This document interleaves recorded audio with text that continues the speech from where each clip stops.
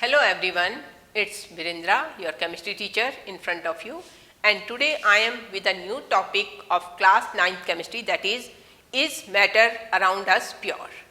And the topic that we are going to take is the flow diagram, how to obtain gases from air mixture. Okay, so everybody knows that what is air? Air is a mixture of different gases. Now what are these gases? We can say nitrogen, argon, oxygen, carbon dioxide, water vapor and inert gases. So this is how the air is made. Now nitrogen, in this air 78% of the mass of volume of the air is made by nitrogen.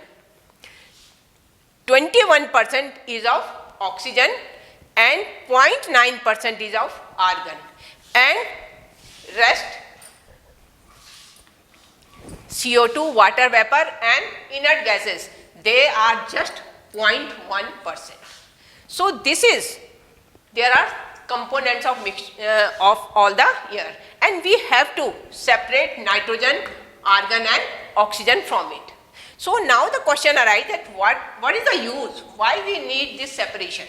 Okay, why don't we use the air as it is? Now the reason is, these are the reason why we need nitrogen, oxygen or air in the purest form. First we are taking about the oxygen. Why oxygen is needed in pure form? That is, first thing is that all the medical equipments in the hospitals you have seen for breathing this problem, what happens? Patients are provided oxygen cylinders. Okay, so for medical equipments, pure oxygen is needed.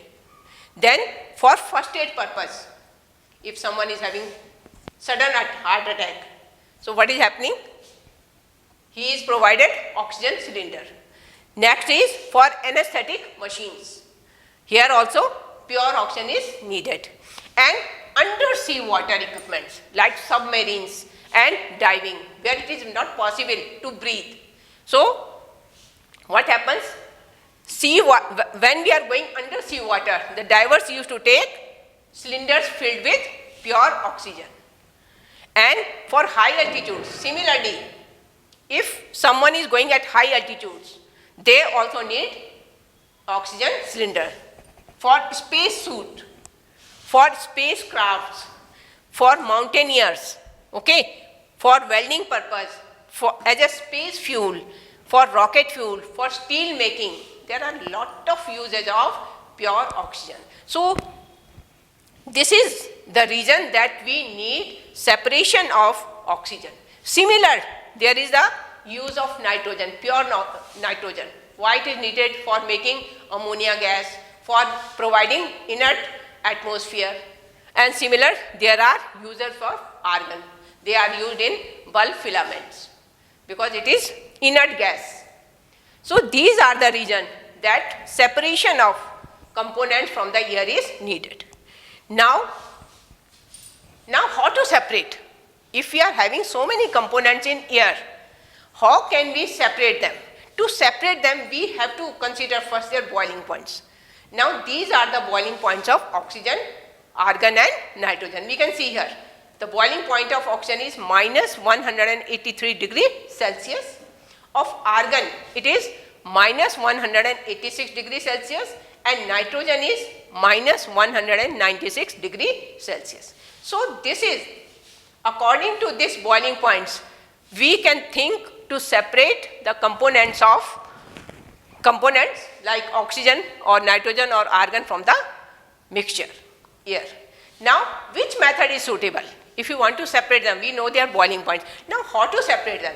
The method that we use is fractional distillation. Now the question arises here, why we are using fractional distillation? Why we are not using just common simple distillation?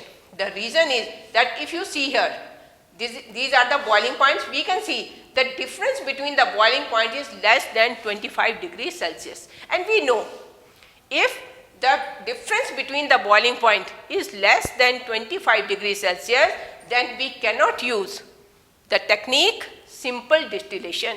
Here we will have to use fractional distillation. That means fractionating column we have to use. Now, because there are so many carbon dioxide, water vapor, so how we will do?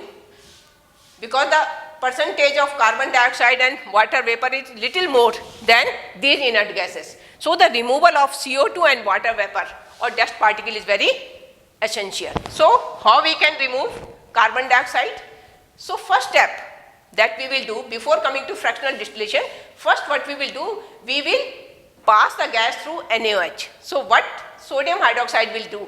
It will absorb all the carbon dioxide. So in this way the air will become free from carbon dioxide. Now water vapors. How can we separate now water vapors? Similarly, the same air we will pass through concentrated sulfuric acid, and we all know that concentrated sulfuric acid is a dehydrating agent and it can easily absorb water vapors. So what will happen? All the water vapors that is present in the air will be absorbed by concentrated sulfuric acid. Now the air is free from carbon dioxide and water vapors. Now in second step, we are having gaseous air free of carbon dioxide and free of water vapors. So first what we will do, we have to convert this gaseous air into liquid form. So how we can convert gaseous air into liquid? There are two things. We know that gaseous molecules are very far from each other. So we have to bring them close to each other, and for this we will have to lower down the temperature. If we lower down the temperature, what will happen? The kinetic energy of the molecules will get low, and being low they will come close to each other. Second thing what we will do, we will increase the pressure, and this high pressure will increase the attraction between the molecules.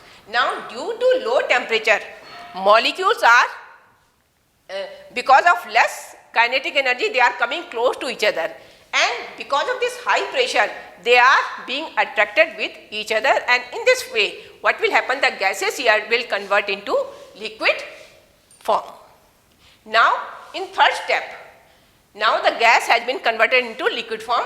Now we will apply the fractional distillation method.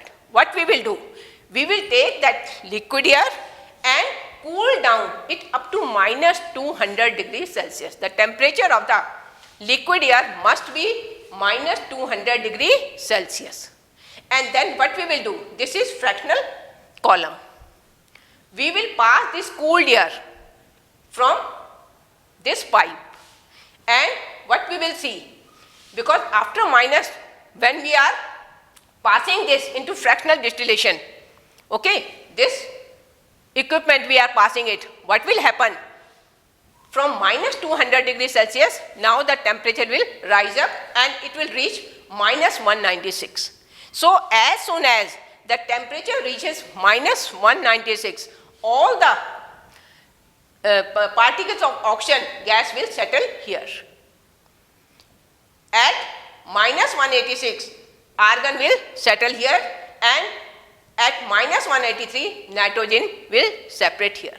So in this way, we can see all the components of liquid air can be separated and then can be stored in different containers, and we can utilize them according to our choice. So this is how we can obtain all the components from the gases.